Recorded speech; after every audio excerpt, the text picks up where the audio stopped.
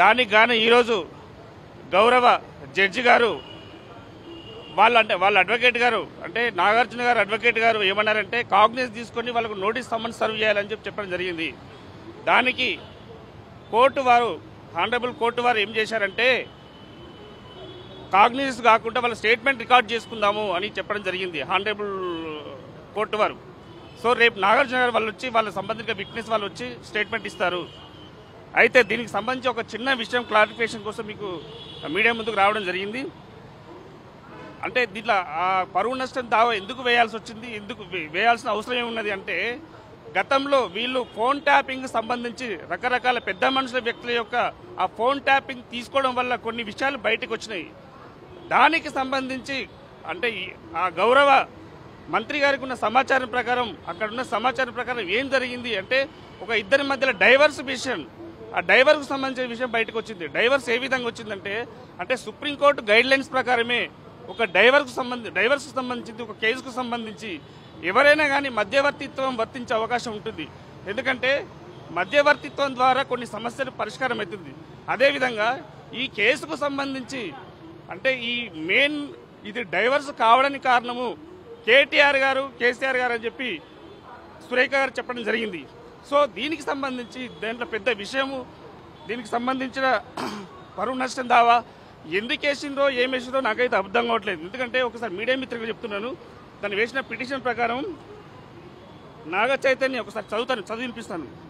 నాగ చైతన్య డివోర్సు 100% కేటీఆర్ చేయబట్టే అయ్యింది. ఎందుకంటే కన్వెన్షన్ హాల్ కూలగొట్టద్దు అంటే సమంత నా దగ్గరికి పంపాలి అని చెప్పి ఆయన డిమాండ్ చేశారు.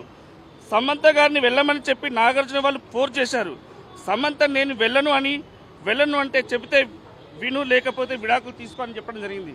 ఎందుకంటే వాళ్ళు దానికి ముందే ఈ ఫోన్ ట్యాపింగ్ వల్ల వాళ్ళ ఇద్దరి మధ్యలో మనస్పర్ధలు రావడం వల్ల వాళ్ళు డైవర్స్కి అప్లై చేసిండ్రు. ఎందుకంటే ఈ డైవర్స్కి అప్లై చేసినటువంటి కొన్ని మ్యూచువల్ అండర్స్టాండింగ్ ఉంటుంది.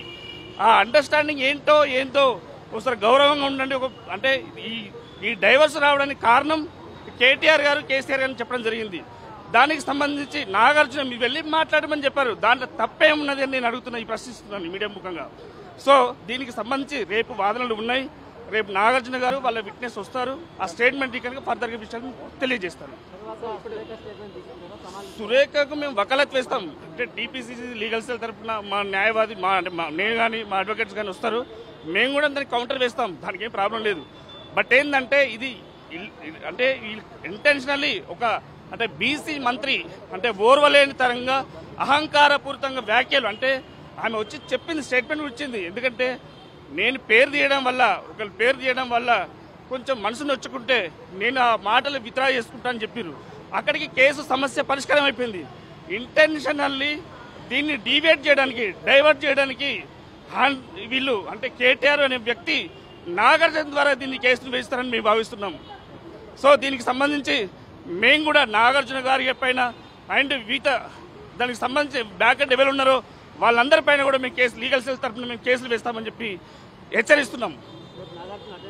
రేపు నాగార్జున అటెండ్ అవుతారా ఇంకెవరు అటెండ్ అవుతారో మాకు సంబంధం లేదు. ఎందుకంటే అటెండ్ అయినా కానీ రేపు ఏవైతే పర్యవసనం ఉంటుందో దానికి తప్పకుండా మేము కూడా నాగార్జున పైన కేసు వేసి మేము కూడా ఎందుకంటే ఆనరబుల్ ఒక మినిస్టర్ గారి పైన ఒక బీసీ మినిస్టర్ పైన వీళ్ళు అవాకులు చేయకుంటూ అంటే అయిపోయింది.